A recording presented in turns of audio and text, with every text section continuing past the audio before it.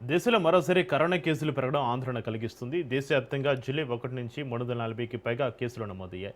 ఏపీలో కూడా కేసుల సంఖ్య వేగంగా పెరుగుతుంది. గడిచిన 20 రోజుల్లోనే రాష్ట్రంలో 13కి పైగా కేసులు నమోదయ్యాయి. కడప జిల్లాలో అత్యధికంగా 8 కేసులు నమోదు కాగా గుంటూరులోని 3, విశాఖలో 1, కాకినాడలో 1 కేసు నమోదైంది. మహమ్మారి కారణంగా ఇప్పటికే రాష్ట్రంలో 4 మృతి చెందారు.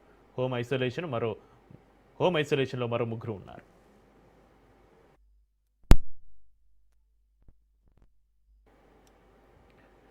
ఆసుపత్రిలో 2 కోవిడ్ పేషెంట్లకు చికిత్స అందుతుంది. కృష్ణా జిల్లాకు చెందిన మరో మహిళ కరోనా బారిన పడగా ఆమెకు ఎయిమ్స్లో చికిత్స అందిస్తున్నారు. జీనోమ్ సీక్వెన్సింగ్ కోసం కరోనా బారిన పడిన పేషెంట్ల శాంపిల్స్ను పూణేలోని ల్యాబ్కు పంపించారు. కేసులు ఎక్కువగా వస్తుండటంతో ప్రభుత్వం అలర్ట్ అయింది. అధికారులను అప్రమత్తం చేసింది.